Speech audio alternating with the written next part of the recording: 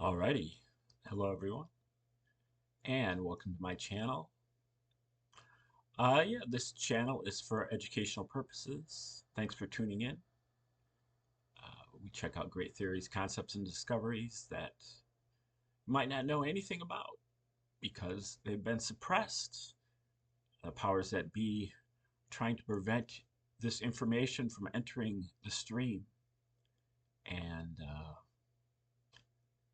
yeah, so this is a segment that is called the Q-tip of the spear. Like, share, subscribe, comment, and contribute. And the Q-tip of the spear is just for daily wrap up of the events in the info war, and a lot of it is gleaned from me listening to some of the tip of the spear podcasters out there, in my opinion, people who have done their homework and don't get bogged down with irrelevancies and try to stay the course and be pretty consistent and don't do clickbait and all that. And yeah, so things are looking good, I think. Again, I that's been my stance, is that things are looking so good that I pretty much considered the Infowar to be over, and that you know it's mop-up stage. The other side has not conceded, but they pretty much just have their king and maybe a pawn, and we've got a bunch of pieces, and so it might take a little while to get them cornered and checkmated, but unless we make a bunch of bad moves, it's kind of inevitable. And I urge us all to kind of consider redeploying, as opposed to sticking around and getting popcorn and watching the other guys suffer. That is very tempting, but there's more work to be done in other areas. Um, and I think that if you kind of get over there and do some more red pilling, uh, send your red pilling back further in time to our more foundational, uh, conditionings, emotions, then that's what's really needed. Get into the cultural, the civilizational, the familial, the religious. These things haven't really been deconstructed. Now, I mean, a lot of people kind of have a negative view of religion. Um, so I would also add the text, textual, the holy books also need to be deconstructed. I would posit that they will not pass that deconstruction. Um, uh, Now, it, it, to say something that might sound like it disagrees with that, I would also say that if you go back just 150 years, you'll also need to deconstruct the theory of evolution. That will not, that will also not stand the test of scrutiny. Evolution itself, maybe. Human evolution, I don't think so. So, I'm not, harshing on Darwin or anything, but just the way that his theories have been taken kind of out of context. That happens quite often, that people get their theories taken out of context. Um, but, I would also add that it seems like uh, a lot of people, again, have a negative viewpoint of religion.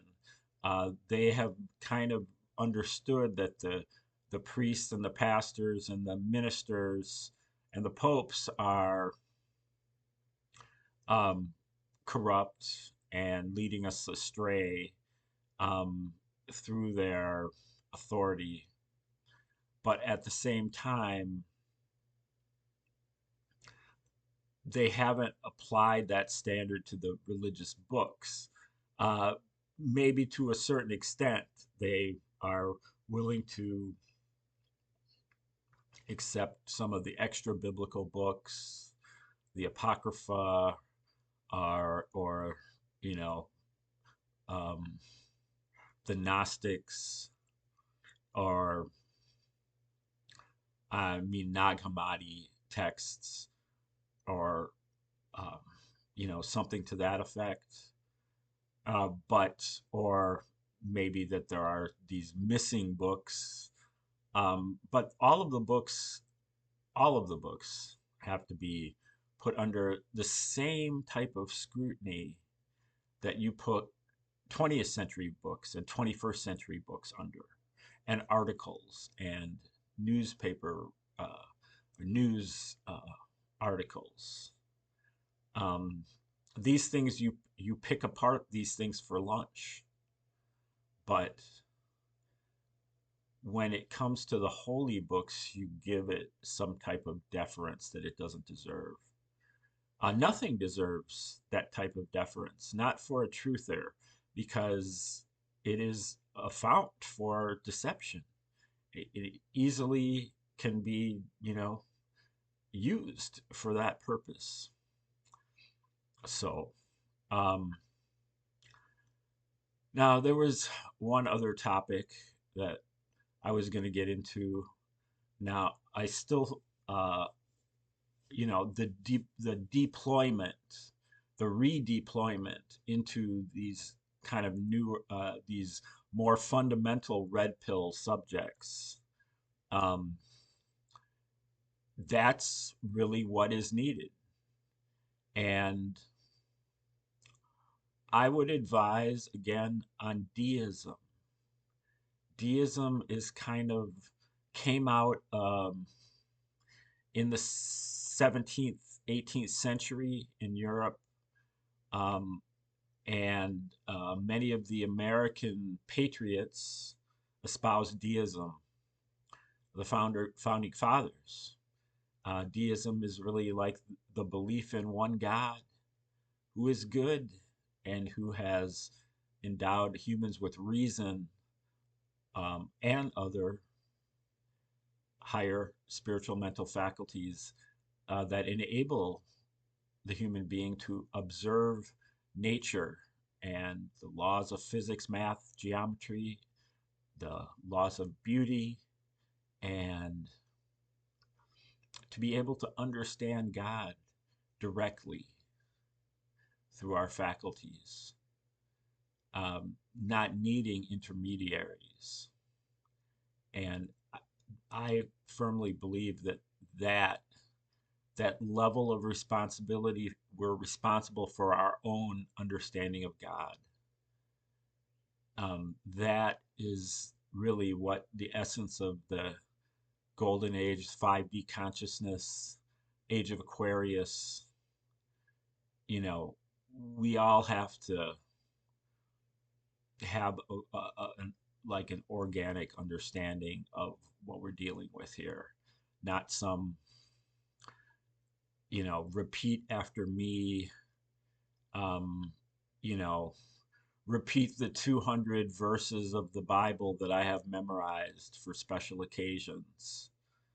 Um, that's not that's not holistic.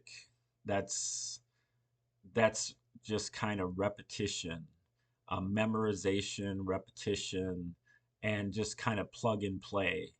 But it doesn't represent a kind of holistic understanding of what we're dealing with. And I think we're all kind of being tested to get to that next level. And if we don't, we'll fail the test, and we'll fail the info war, because even if we win the info war, we have to implement a new program, and that is where all of the conditionings and false belief systems come in.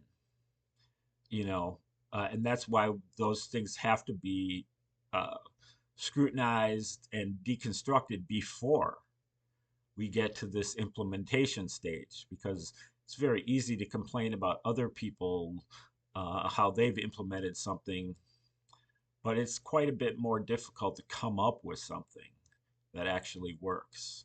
But I do believe that deism is kind of a common denominator that will allow a lot more people under the umbrella than just this Christian Great Awakening kind of.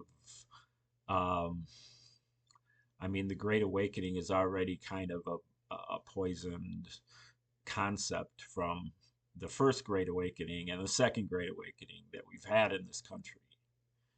Um, and it's a very Christian concept.